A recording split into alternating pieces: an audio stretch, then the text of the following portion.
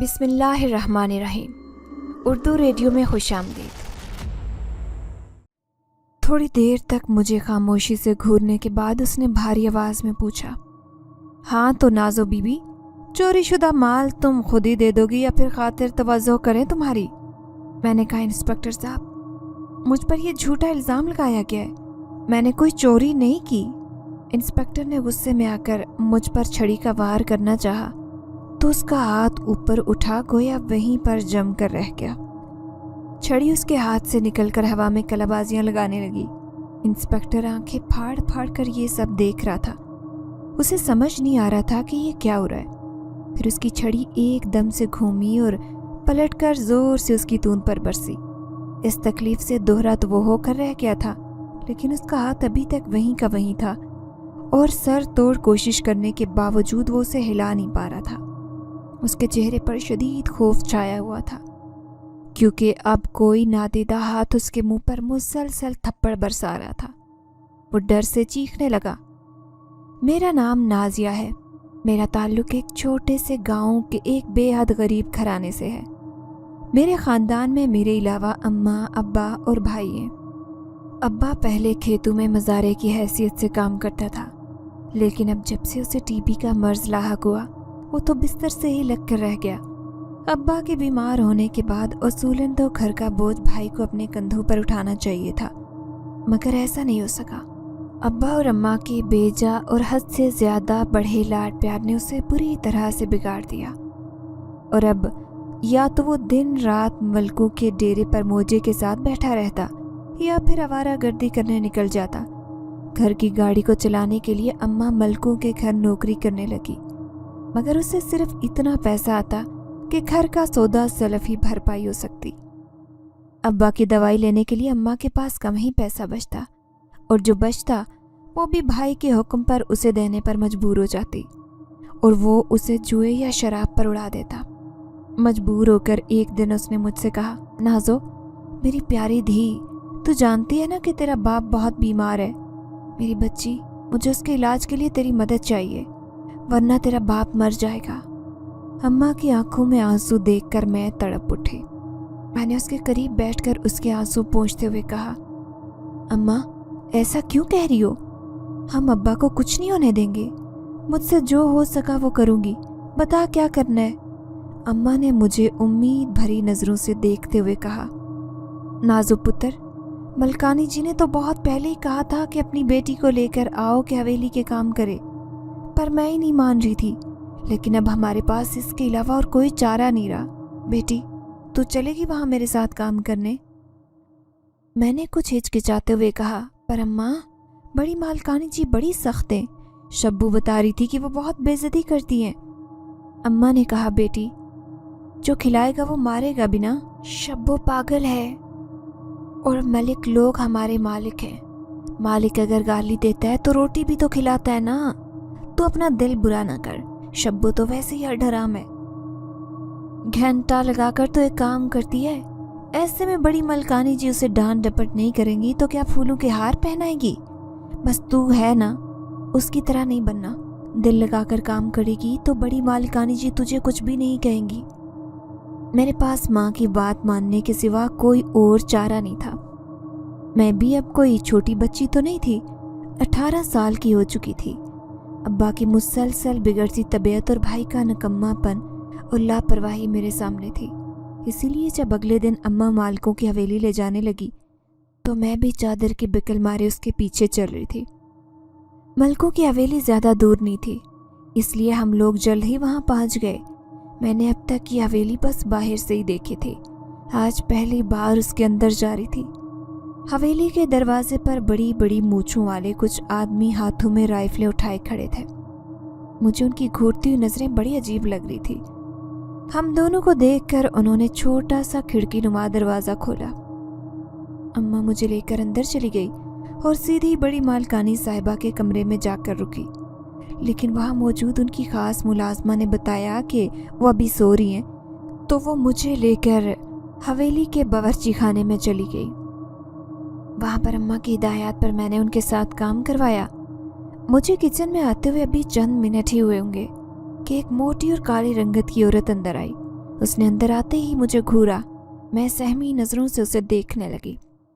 اس نے مجھے گھورتے ہوئے اماں سے سرد لہجے میں کہا، مجیدہ بی بی، یہ کس نئی لڑکی کو لے کر آئی ہے یہاں؟ اماں نے اسے دیکھا تو دبے دبے لہجے میں کہا، جی یہ میری بیٹی نازیہ ہے، میں نے کل بتایا تھا نا اس کے بارے میں، آج اپنے ساتھ لے کر آئی ہوں۔ اس موٹی عورت نے مجھے سر سے پاؤں تک تنقیدی جائزہ لیتے ہوئے جواب دیا، اچھا تو یہ ہے تیری بیٹی، لگتی تو نہیں، ویسے کیچڑ میں کمل کھل گیا ہو جیسے، ہے بڑی خوبصورت۔ اس کے اس طرح تمسخر بھرے لہجے میں بات کرتے ہوئے سن کر میرے تن بدن میں آگ لگ گئی۔ میں نے اماں کی طرف دیکھا تو اماں نے مجھے آنکھوں میں خاموش رہنے کا اشارہ کیا۔ میں لب بھینچ کر رہ گئی اور سر جھکا کر کھڑی رہی۔ وہ عورت چند پل تو مجھے سر سے پاؤں تک دیکھتی رہی، پھر کچن سے باہر نکل گئی۔ میں نے اس سے باہر نکلتے ہی اماں سے پوچھا، اماں یہ کون ہے اور دیکھے تو کیسے بات کر رہی ہے؟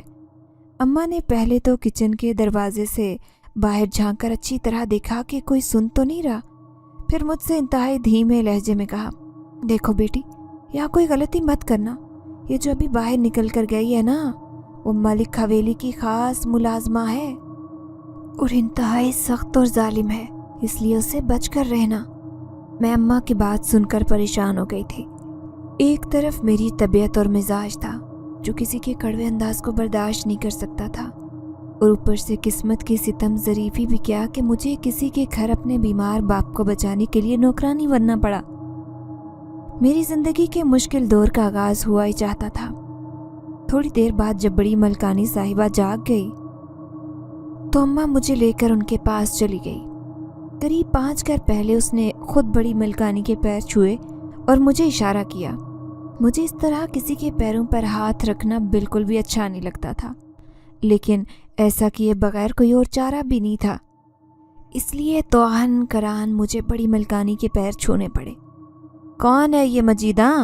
اس نے مجھے گھورتی ہوئی نظروں سے دیکھتے ہوئے اماں سے پوچھا تو انہوں نے جواب دیا، جی یہ میری بیٹی ہے بڑی مالکن، اسے اس لیے یہاں لے کر آئی ہوں کہ آپ اسے کام کاج پر لگا دیں، بڑی تنگی ہے بیوی جی، اگر آپ اسے اپنے سائے میں لے لیں تو۔ اماں کو جھجکتے ہوئے چپ ہو گئی۔ بڑی ملکانی کچھ دیر تک مجھے دیکھتی رہی، پھر اس نے بڑے عجیب سے انداز میں اماں سے کہا، ویسے لگتا تو نہیں ہے کہ یہ تیری بیٹی ہے، اسے دیکھ کر تو ایسے لگتا ہے کہ جیسے۔ اس نے بڑے عجیب سے انداز میں اپنی بات ادھوری چھوڑ دی۔ اماں کے چہرے پر ایک رنگ سا کر گزر گیا۔ اس نے جلدی سے خود کو سنبھالتے ہوئے کہا، بی بی جی یہ تو اللہ پاک کے کھیل ہیں کہ اس نے ہم غریبوں کی جھونپڑی میں بھی ایسا ہیرا پیدا کر دیا۔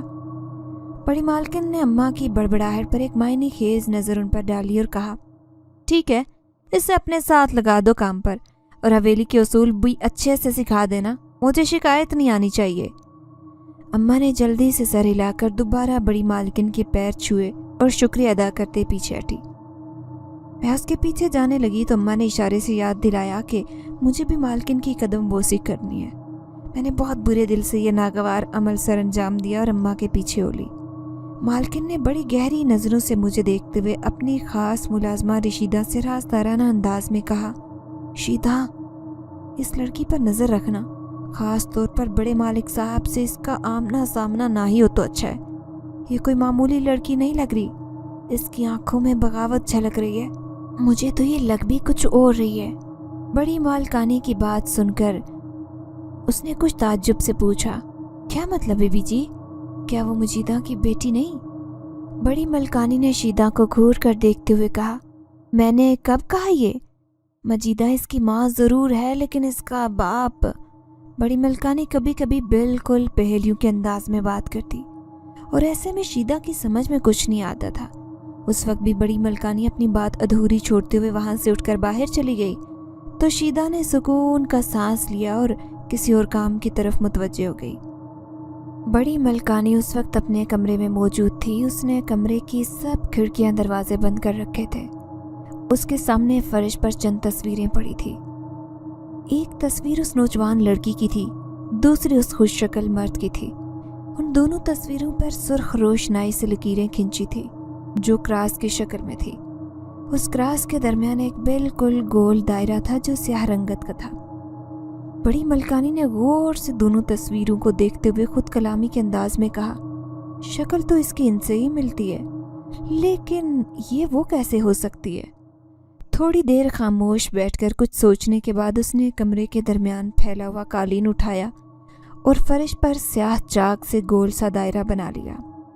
फिर उन दोनों तस्वीरों को दायरे से बाहर रखा और खुद अंदर बैठकर कुछ अजीब व गरीब जुबान के अल्फाज एक तरतीब से पढ़ने लगी।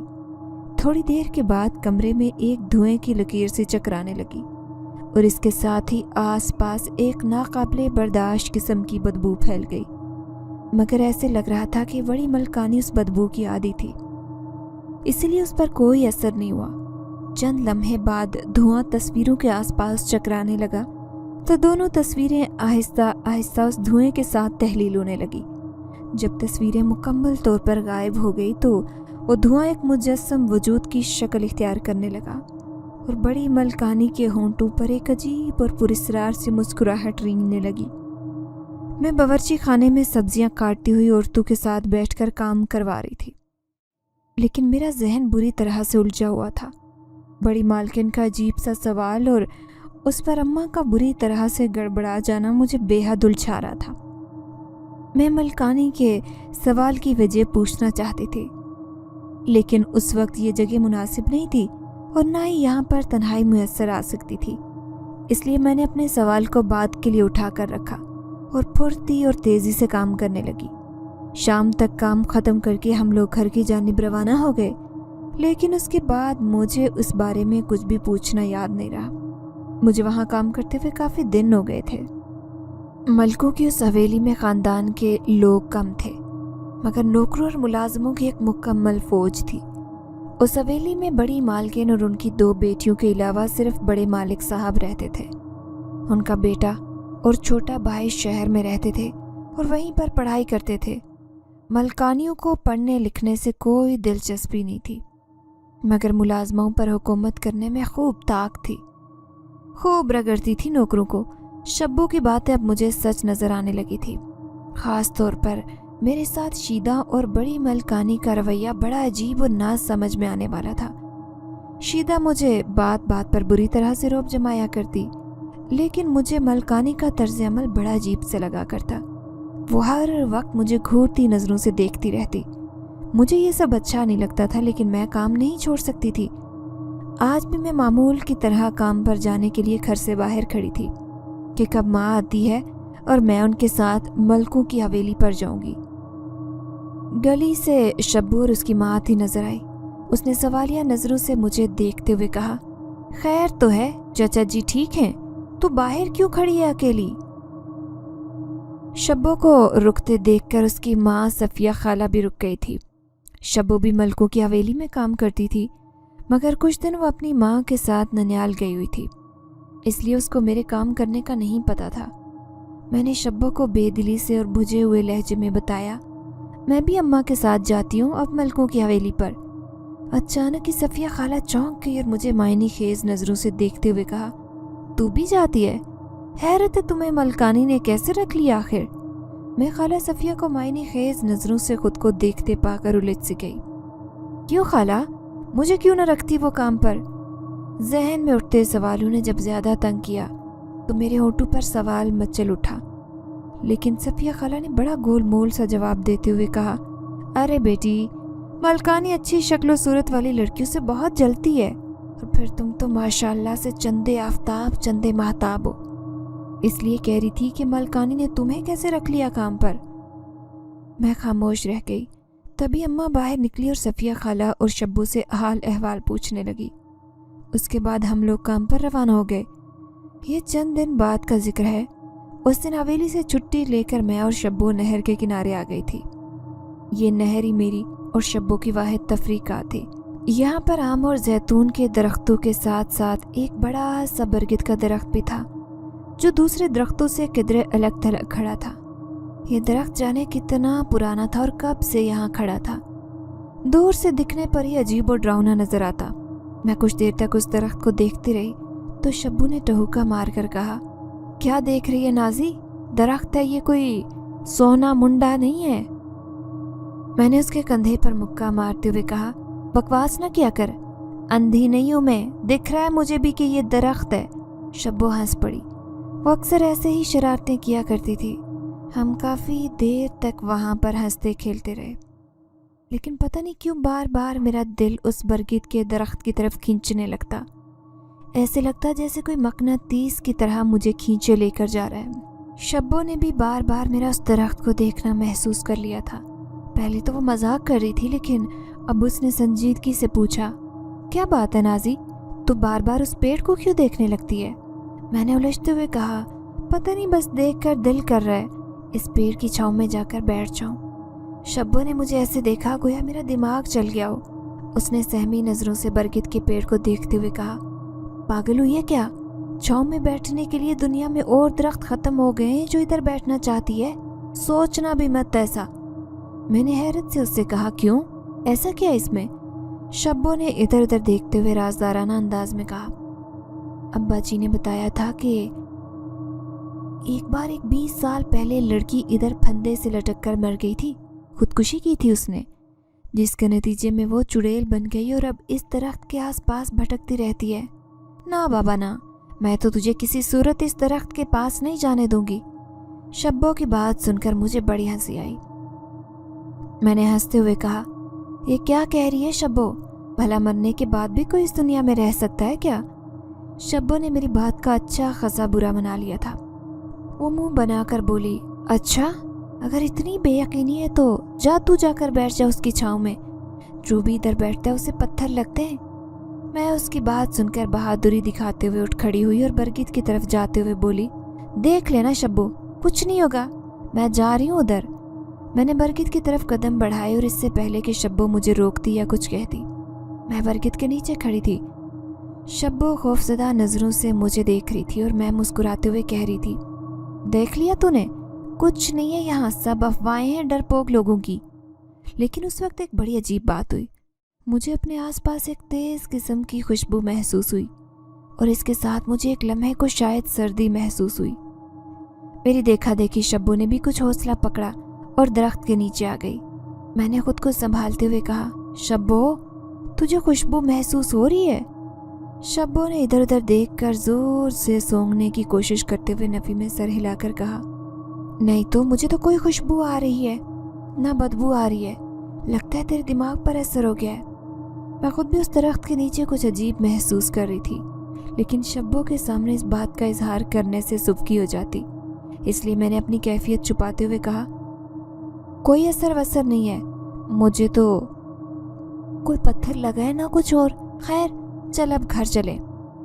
शब्बो ने मेरी बात मानते हुए कहा, चल ठीक है, देर हो रही है, चलते हैं। हम लोग वापसी के रास्ते पर चल पड़े, लेकिन मुझे ऐसे लग रहा था जैसे कोई मेरे साथ चल रहा है। एक लम्हे के लिए तो मुझे बहुत डर लगा, लेकिन फिर मैंने उसे अपना वहम समझकर सर झटक दिया। उसके बाद फिर वो एहसास मादूम हो गया तो मैं मुतमईन हो गई, लेकिन मेरा ये इत्मीनान रात को रुखसत हो गया। वो शायद आधी रात का वक्त था, मैं गहरी नींद सोई थी कि अचानक मेरी आंख खुल गई। सर्दी में बेपनाह इजाफा हो चुका था। मैंने सोचा शायद सर्दी के सबब ही मेरी आंखें खुल गई हैं, लेकिन फिर ऐसे लगा कि जैसे कोई मेरे लिहाफ का कोना उठा रहा है। किसी अनजाने एहसास के तहत मेरा सारा वजूद खौफ से कांप उठा। मैंने एक झटके से लिहाफ मुंह से उतारा और उठकर बैठ गई। कमरे में खूब अंधेरा था, इसलिए मुझे कुछ दिखाई नहीं दिया, लेकिन वही तेज़ खुशबू मेरे अतराफ में चकराने लगी। मुझे पेड़ के पास फैली खुशबू याद आ गई। मेरा तो रुआं रुआं कांप उठा। मैंने अपनी कलाई पर किसी का हाथ महसूस किया, नरम नरम सा लम्स था। मैंने घबरा कर हाथ झटका, मगर वो लम्स नहीं गया। मैं शायद खौफ से चीखी पड़ती, लेकिन मेरे अलग से आवाज़ नहीं निकल पा रही थी। इससे पहले कि मारे खौफ के मेरे होश व हवास गायब हो जाते, अचानक वो लम्स ख़त्म हो गया, इसके साथ ही वो खुशबू भी। मैं चंद लम्हे तक आंखें फाड़ कर अंधेरे में घूरती रही, फिर लेट गई। सुबह उठी तो रात वाली सारी बातें जहन में घूम रही थी। आखिर वो सब क्या था? वो लम्स किसका था? ये भी तो हो सकता है कि मैंने कोई ख्वाब देखा हो। ऐसी बातें जब सोच सोच कर थक गई तो रात वाले वाक़े को ख्वाब करार देकर चुप करके बैठ गई। अगले रोज़ हवेली में खूब चहल पहल थी, क्योंकि छोटे मलिक शहर से कुछ अरसे के लिए गांव आ रहे थे। वो जो कि बहुत अरसे बाद हवेली आ रहे थे, तो उनके इस्तकबाल की तैयारियां बड़े जोशो खरोश से की जा रही थी। और बिलाखिर ये दिन भी गुजर गए। وہ شام کا وقت تھا جب ایک سفید چمچماتی ہوئی گاڑی حویلی کے گیٹ کو پار کر کے اندر آئی۔ میں شبو کے ساتھ کھڑی اپنا آدھا چہرہ دوپٹے کے پلو میں چھپائے اسے دیکھ رہی تھی۔ میرا خیال تھا کہ بڑے ملک کی طرح ان کے چھوٹے بھائی بھی بڑی عمر کے ہوں گے، لیکن جب گاڑی سے پینٹ شرٹ میں ملبوس ایک 30-32 سال کا نوجوان سا آدمی اترا تو اسے دیکھ کر میں حیران رہ گئی۔ وہ بڑی بے نیازی سے سب نوکروں کو سلام کا جواب دے کر سر ہلائے جا رہا تھا کہ ٹھٹک کر رکا۔ بے دھیانی میں میرے چہرے سے پلو سرک گیا تھا اور چھوٹے ملک بابر زمان کی نظریں میرے چہرے کا طواف کر رہی تھی۔ میں اس صورتحال سے گھبرا کر ایک طرف ہٹ گئی، لیکن اس کی توجہ بھری نظر نے کسی اور کو بھی میری طرف متوجہ کر لیا تھا۔ بڑی ملک دلاور زمان اور بڑی ملکانی نے بھی خاص نظر سے مجھے دیکھا۔ ان دونوں کی نظروں میں جھلکتے جذبات میں واضح فرق تھا۔ ملکانی کی نظروں میں میرے لیے غصہ، نفرت اور حقارت تھی، اور ملک دلاور زمان کی نظروں میں کیا تھا یہ جان کر میں بے اختیار سمٹ گئی۔ اس کی آنکھوں میں صرف ہوس تھی۔ میں نے منظر سے غائب ہو جانے میں ہی عافیت سمجھی۔ چھوٹے ملک کی شہری وضع قطع اور دلکش شخصیت نے مجھے بہت متاثر کیا، اور شاید کچھ ایسا ہی حال چھوٹے ملک بابر زمان کا بھی تھا۔ حویلی میں چند دن تو ان کے ساتھ ملنے ملانے والوں کی آمد و رفت جاری رہی، پھر سب کچھ معمول پر آ گیا۔ اس دن میں بڑی ملکانی کے لیے دودھ لے کر جا رہی تھی کہ راستے میں ملک بابر زمان مل گیا۔ اس نے بے تکلفی سے دودھ کا بھرا گلاس ٹرے میں سے اٹھا لیا تو میں نے گھبرا کر کہا، چھوٹے ملک جی، یہ دودھ تو مالکن کے لیے تھا۔ ملک بابر مسکراتے ہوئے بولا، تو کیا ہوا؟ ہماری حویلی میں دودھ کی کون سا کمی ہے؟ اپنی مالکن کے لیے دوسرا گلاس لے کر جاؤ۔ نہ چاہتے ہوئے بھی میں مسکرا دی۔ ایسے ہی چند اور چھوٹے موٹے واقعات کے بعد دھیرے دھیرے ملک بابر زمان میرے بہت قریب ہو گیا۔ مجھے بھی وہ اچھا لگنے لگا۔ شیدہ اور بڑی مالکن کی نظروں سے بچ بچا کر میں اس سے 2-4 باتیں کر لیتی۔ ایک روز میں چائے لے کر اس کے کمرے میں گئی تو دیکھا کہ وہ صوفے پر بیٹھا کوئی کاغذات دیکھ رہا تھا۔ میں نے چائے ایک طرف رکھی تو وہ کھڑا ہو گیا اور مجھ سے حال احوال پوچھنے لگا۔ چند منٹ تک اس سے باتیں کرنے کے بعد میں اس کے قریب ہو کر باہر جانے لگی تو چھوٹے ملک نے کھینچ کر مجھے قریب کر لیا۔ میں نے خود کو چھڑوانے کی کوشش کرتے ہوئے کہا، ملک سائیں یہ کیا کر رہے ہیں؟ اس نے میرے ہونٹوں پر ہاتھ رکھتے ہوئے کہا، جلیے، پیار کر رہا ہوں تجھے، کھا تھوڑی جاؤں گا جو یوں بدک رہی ہے۔ نہ چاہتے ہوئے بھی میری مزاحمت کم پڑنے لگی۔ محبت کا نشہ سر چڑھ کر بولے تو ہوش ہی کھو جایا کرتے ہیں۔ میرے ساتھ بھی کچھ ایسا ہی ہو رہا تھا، لیکن اس سے پہلے کہ میں چھوٹے ملک کے بہکاوے میں آ کر پوری طرح بہک جاتی، اچانک ہی باہر سے بڑی ملکانی کی خاص ملازمہ شیدہ کی کرخت آواز سنائی دی، نازی، نازی کہاں ہے تو؟ نے کتھے مر گئی ہیں تو؟ چھوٹے ملک کی گرفت کمزور پڑی تو میں بھی تڑپ کر الگ ہوئی۔ میرے چہرے پر تو ہوائیاں اڑ رہی تھی۔ اگر شیدہ نے مجھے چھوٹے ملک کے ساتھ پکڑ لیا تو سیدھا جا کر بڑی ملکانی سے سب کہہ دے گی، اور پھر بڑی ملکانی کیا کچھ کرے گی میرے ساتھ؟ اسے تو پہلے ہی میری شکل سے نفرت تھی۔ چھوٹا ملک بھی گھبرا گیا تھا۔ اس نے جلدی سے مجھے باتھ روم کی طرف دھکیلتے ہوئے کہا، جا باتھ روم میں جا کر چھپ جا۔ میں دوڑ کر باتھ روم میں گھسی۔ شیدہ نے مجھے چند آوازیں دینے کے بعد اس کمرے میں بھی جھانک کر دیکھا، مجھے نہ پا کر واپس چلی گئی۔ اس کے جانے کی تھوڑی دیر بعد چھوٹے ملک نے دروازہ کھول کر کہا، آ جاؤ نازو، چلی گئی ہے وہ اب۔ میں سہمی سے باہر نکل آئی تو چھوٹے ملک نے ایک بار پھر سے مجھے دبوچنے کی کوشش کی، مگر اس بار میں پوری طرح سے ہوشیار تھی، اس لیے بڑی ہی صفائی سے دھکا دے کر نکل گئی۔ چھوٹا ملک دل ملایا۔ اس نے کہا، نازو، محبت کا دعویٰ بھی ہے اور مجھ سے دور بھی بھاگتی ہو؟ میں نے دروازہ کھولتے ہوئے بے باکی سے کہا، چھوٹے مالک، محبت کا دعویٰ کیا ہے، بے حیائی کا نہیں۔ رشتہ جائز بنا لو، پھر دور نہیں بھاگوں گی۔ اسے حیران چھوڑ کر میں باہر نکل آئی۔ تھوڑی دور آنے کے بعد راستے میں مجھے موجہ ملا۔ یہ ملک صاحب کے منشی کا بیٹا اور ان کا خاص ملازم تھا۔ اس نے مجھے دیکھتے ہی کہا، نازیہ بی بی، تجھے بڑے ملک بلا رہے ہیں۔ مجھے بڑے ملک کی نظریں یاد آئی تو بے ساختہ کپ کپی چڑھ گئی۔ میں نے کانپتے ہوئے پوچھا، کیوں؟ اس نے لاپرواہی سے کہا، مجھے کیا پتا، خود ہی جا کر پوچھ لو۔ میں نے خود کو سنبھالتے ہوئے اس کے قدم پیچھے بڑھا دیے۔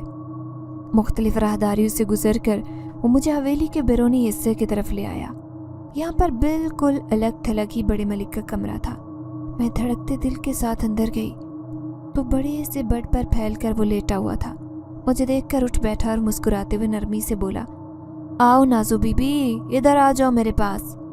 लेकिन मैं उससे दूर खड़ी हो गई। उसकी नीयत कुछ साफ नहीं दिखाई दे रही थी। मुझे दूर खड़ा पाकर वो उठकर करीब आया और मेरी खूबसूरती की तारीफें करने लगा। मैंने जाना चाहा तो उसने खींच कर मुझे बिस्तर पर फेंका और एक हाथ से मेरा मुंह बंद कर दिया। मैंने बेबसी से उसे देखकर अल्लाह से मदद की पुकार की। अचानक बड़ा मलिक झटके से पीछे की तरफ जा मुड़ा। ऐसे लगा गोया किसी ने उसे उठाकर दूसरी तरफ पटक दिया हो। वो तकलीफ से अपना बाजू थामे खौफजदा नजरों से इधर उधर देखने लगा। मैंने मौका पाकर अपना दुपट्टा उठाया और बाहर को दौड़ लगा दी। जाने से पहले मुझे वही मखसूस खुशबू महसूस हुई। मैं उसके बाद हवेली में रुकी नहीं, बल्कि सीधा घर आकर दम लिया। मुझे बहुत डर लग रहा था। अम्मा घर आई तो मैंने रो कर उसे सारी बात बताई। ये सुनकर वो खुद भी परेशान हो गई और आइंदा के लिए मुझे हवेली ले जाने से मना कर दिया। लेकिन मुझे बार बार वो मंजर याद आता जब किसी ने उस मलिक को उठाकर दूर फेंक दिया था। किसने किया था वो? रात को सोने के लिए लेटते हुए भी मैं उसी के बारे में सोच रही थी जब मुझे अपनी कलाई पर उसी तरह का लम्स महसूस होने लगा और वो खुशबू भी मेरे आसपास छाने लगी। लेकिन पता नहीं क्यों आज मुझे डर नहीं लग रहा था। मैं कमरे के कोने में सो रही थी और अब्बा और अम्मा की चारपाइयाँ दूसरे कोने में थी। वो दोनों सो रहे थे, लेकिन फिर भी एहतियातन मैंने सरगोशी के अंदाज में पूछा, तुम कौन हो? सामने क्यों नहीं आते? चंद लम्हे तक खामोशी छाई रही। फिर एक नरम मर्दाना आवाज़ सुनाई दी, अभी मुमकिन नहीं, वक्त आने पर ही सामने आऊँगा। मैंने बेचैनी से पूछा, कम से कम यही बता दो कि हो कौन? मैं उसके जवाब का इंतज़ार करती रही, मगर दूसरी तरफ खामोशी छाई थी। फिर वो लम्स और खुशबू का एहसास दोनों ही मादूम हो गए। सुबह बड़ी हंगामा खेज थी। मैं और अम्मा नाश्ता कर रहे थे जब अचानक एक धमाके से बाहर का दरवाज़ा खुला और सहन पुलिस वालों के भारी बूटों से गूंज उठा। हम दोनों बुरी तरह से घबरा गए। अब्बा भी उठकर बैठ गया। चंद लम्हे बाद पुलिस वाले मुझे हथकड़ियाँ डालकर लेकर जा रहे थे।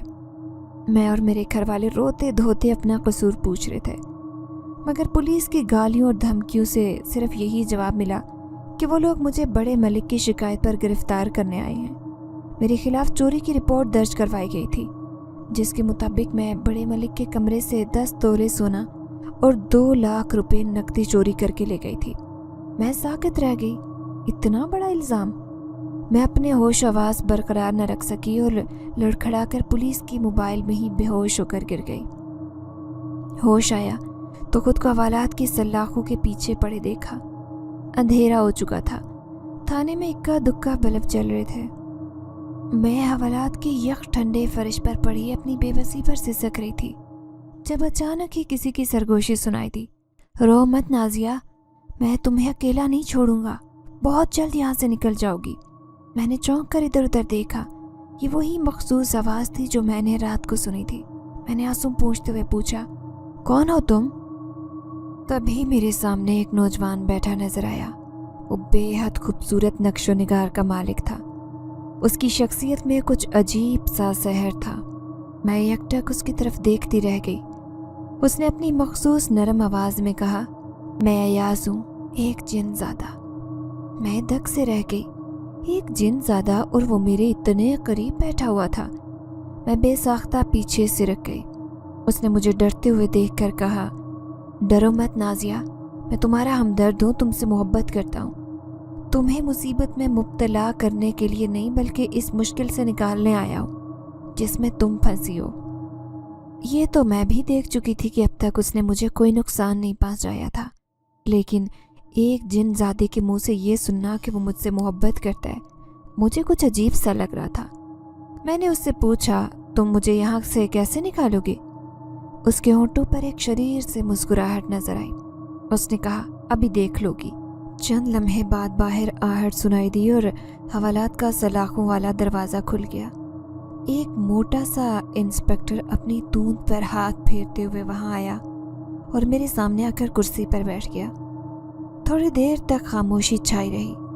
उसके बाद उसने भारी आवाज़ में पूछा, हाँ तो नाजो बीबी, चोरी शुदा माल तुम खुद ही दे दोगी या फिर खातिर तवाज़ो करें तुम्हारी?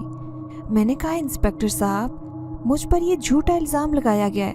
मैंने कोई चोरी नहीं की। इंस्पेक्टर ने गुस्से में आकर मुझ पर छड़ी का वार करना चाहा तो उसका ऊपर उठा हाथ वहीं पर जम गया। छड़ी उसके हाथ से निकलकर हवा में कलाबाजियां खाने लगी। इंस्पेक्टर आंखें फाड़ फाड़ कर ये सब देख रहा था। उसे समझ नहीं आ रहा था कि ये क्या हो रहा है। फिर उसकी छड़ी एकदम से घूमी और पलटकर जोर से उसकी तूंद पर बरसी। वो तकलीफ से दोहरा होकर रह गया, लेकिन उसका हाथ अभी तक वहीं का वहीं था और वो बावजूद सर तोड़ कोशिश करने के उसे हिला भी नहीं पा रहा था। उसके चेहरे पर शदीद खौफ छाया हुआ था, क्योंकि अब कोई नादीदा हाथ उसके मुंह पर मुसलसल थप्पड़ बरसा रहा था। वो डर से चीखने चिल्लाने लगा तो उसके सिपाही दौड़े दौड़े आए। इंस्पेक्टर का हाथ नादीदा गिरफ्त से आज़ाद होकर गिर गया तो वो मुझे खौफजदा नज़रों से देखते हुए बाहर निकल गया। चंद मिनट बाद सिपाही ताला खोलकर मुझे बाहर निकाल रहे थे। इंस्पेक्टर अपने साथ होने वाले सलूक के बाद बहुत बुरी तरह से डर गया था और कानून और मलिक दोनों का खौफ भी उसे मुझे वहाँ रोक के रखने पर आमादा नहीं कर पाया। बाहर निकली तो अयाज भी मेरे साथ चल रहा था। मैंने अपने घर जाना चाहा तो उसने रोक दिया। नाजिया, तुम्हारा इस वक्त घर जाना मुनासिब नहीं है। वो गुस्से से पागल हो रही थी। वहाँ पर खतरा है तुम्हें। मुझे उसकी बात समझ नहीं आई। मैंने हैरत से उसे देखते हुए पूछा, कौन? किसकी बात कर रहे हो अयाज? मुझे किससे खतरा हो सकता है और क्यों? मेरी बात पर वो चंद लम्हे के लिए खामोश रहा, फिर कहने लगा, मैं तुम्हें सब कुछ बताता हूँ, लेकिन तुम्हें मेरे साथ चलना होगा। अगर भरोसा कर सकती हो तो चलो। मैं चंद लम्हे तक कुछ सोचने के बाद उसके साथ चलने पर राजी हो गई। उसने मुझे आंखें बंद करने का कहा। मेरा हाथ थामा। मैंने उसकी बात पर अमल किया तो चंद लम्हे बाद मुझे ज़मीन अपने पैरों तले से गायब होती महसूस हुई। लेकिन ये सिर्फ चंद लम्हों की बात थी। दोबारा ज़मीन पर कदम जमाने के बाद अयाज जिनजादे ने मुझे आंखें खोलने का कहा। मैंने आंखें खोलते हुए इर्द गिर्द नज़र दौड़ाई तो ये कोई जंगल जैसा इलाका लग रहा था। मलिक हवेली में उस वक्त गहरा सन्नाटा छाया था। सभी सो रहे थे। सिर्फ बड़ी मलकानी के कमरे की बत्ती जलती नजर आ रही थी। बड़ी मलकानी उस वक्त गैज़ और गज़ब की तस्वीर बनी इधर से उधर टहल रही थी। टहलते टहलते उसने रुक कर किसी अनदेखे वजूद से गुस्सीली आवाज में पूछा, कैसे कैसे निकल गई वो वहां से? एक बार फिर मेरा काम अधूरा रह गया। तुम्हारे होते हुए कैसे निकल गई? अगरचे कमरे में कोई नजर नहीं आ रहा था, लेकिन मलकानी यकीनन उसे देख पा रही थी। जब भी वो एक तरफ देख रही थी, शायद किसी की तरफ से कुछ कहा जा रहा था जो बड़े गौर से सुन रही थी। चंद लम्हे तक वो किसी गहरी सोच में खोई रही। फिर उसने कहा, वो जहाँ कहीं भी हो उसे मेरे पास ले आओ, चाहे तुम्हें कुछ भी करना पड़े मगर उसे वापस लाओ। उसके बाद वो एक बार फिर से थके थके अंदाज में बेड पर बैठ गई। मैंने इर्द गिर्द नजर दौड़ाई। ये कोई जंगल जैसा इलाका लग रहा था। मैंने अयाज से पूछा, अयाज ये कौन सी जगह है और हम यहाँ क्यों आए? अयाज ने कहा, ये इस वक्त तुम्हारे लिए सबसे बेहतरीन और महफूज जगह है। मैंने पूछा, और मेरे घर वाले? जब मलकों को पता चलेगा कि मुझे पुलिस ने छोड़ दिया है तो वो सबसे पहले उन्हें अपनी नाकामी का इंतकाम लेंगे। अयाज ने उसे इत्मीनान से कहा, उन सबको भी मैंने एक महफूज जगह पर पहुंचा दिया है जहां वो महफूज रहेंगे, लेकिन इस वक्त सबसे बड़ा खतरा सिर्फ तुम्हें है। मैं उसकी पहेलियों जैसी बातों से बुरी तरह से झिंझला गई। मैंने बुरे लहजे में कहा, अब बताओगे कि ये सब क्या मामला है और मुझे किससे खतरा है? वो चंद लम्हे तक लफ्ज़ जोड़ता रहा, फिर बोला, तुमने बड़ी मलकानी को तो ज़रूर देखा होगा और ये भी महसूस किया होगा कि वो तुम्हें कुछ ज़्यादा पसंद नहीं करती। मैंने सर हिलाते हुए कहा, हाँ ये बात तो मैं शुरू से जानती हूँ, लेकिन तुम्हें कैसे पता? और तुम मुझे कैसे और कहाँ से जानते हो? वो हंस पड़ा। उसने कहा, पागल लड़की, मैं जिनज़ादा हूँ, माजी और हाल से बखूबी वाकफियत रखता हूँ। तुम जब उस बरगद के दरख्त के नीचे आई थी तब मैं भी वहीं मौजूद था, बल्कि वो मेरा घर है। तुम्हें देखते ही मुझे तुमसे मोहब्बत हो गई थी। मैंने तुम्हें अपनी मौजूदगी का एहसास दिलाने की कोशिश की तो तुम बुरी तरह से डर गई, और मैं नहीं चाहता कि तुम मुझसे नफरत करो या खौफ खाओ। इसलिए उसके बाद मैं तुम्हारे आसपास तो मौजूद था, मगर तुम्हारी ज़िंदगी में दखल अंदाजी करने یا تمہارے سامنے آنے کی کوشش نہیں کی۔ اس طرح مجھے تم سے متعلق ہر بات کا علم ہوتا رہا۔ پھر جب تم مصیبت میں مبتلا ہو گئی تو میں تمہارے سامنے آ گیا، لیکن اس دوران مجھے جن باتوں کا علم ہوا وہ بڑی عجیب تھی، اور اپنے بارے میں یہ سب جاننے کے بعد شاید تمہیں بھی شدید حیرت کا جھٹکا لگے۔ میں نے بے چینی سے پہلو بدلتے ہوئے کہا، تم یہ سب چھوڑو اور مجھے بتاؤ کہ تمہیں کیا پتہ چلا۔ اس نے کہا، بڑی ملکانی تمہیں اس لیے پسند نہیں کرتی کیونکہ تمہارا تعلق ملک خاندان سے ہی ہے۔ میں ہکا بکا سی اسے دیکھتی رہ گئی۔ یہ وہ کیا کہہ رہا تھا؟ مجھے اس طرح خود کو دیکھتے پا کر اس نے کہا، میں جانتا تھا کہ تمہیں یہ جان کر شدید حیرت ہوگی، لیکن یہ سچ ہے کہ تمہارا تعلق ملک خاندان سے ہی ہے۔ میں ہکا بکا سی اسے دیکھتی رہ گئی۔ یہ وہ کیا کہہ رہا تھا؟ مجھے اس طرح خود کو دیکھتے پا کر اس نے کہا، میں جانتا تھا کہ تمہیں یہ جان کر شدید حیرت ہوئی ہوگی، لیکن یہ سچ ہے کہ تمہارا تعلق ملک خاندان سے ہی ہے۔ تمہاری ماں بڑی ملکانی کی نند تھی جس نے ملک خاندان کو ٹھکرا کر باہر کے ایک شخص سے شادی کر لی تھی۔ وہ یہاں سے بہت دور چلی گئی تھی، مگر پھر ایک عرصے بعد اسے اپنے گھر والوں کی یاد آئی، تو پھر اس نے اپنی ماں سے رابطہ قائم کیا تھا۔ اس کے بھائی یعنی کہ ملکانی کے شوہر کو جب یہ بات پتہ چلی تو اس نے دھوکے سے اسے اور اس کے شوہر دونوں کو ہی یہاں بلوا کر مار دیا تھا۔ تم کو تو وہ اس وقت اپنی بوڑھی نوکرانی کے حوالے کر کے گئی تھی، اسی لیے وہ لوگ تمہارے بارے میں کبھی بھی جان نہیں سکے تھے۔ وہ نوکرانی اس کے بعد تمہیں اپنے گھر لے کر آ گئی، اور پھر مرنے سے پہلے اس نے تمہیں مجیدہ کے حوالے کر دیا تھا۔ اس نے تمہاری پرورش کی اور اس طرح سے کی کہ کسی کو بھی اس بارے میں کبھی بھی شک و شبہ نہیں ہوا تھا کہ تم اس کی بیٹی نہیں ہو۔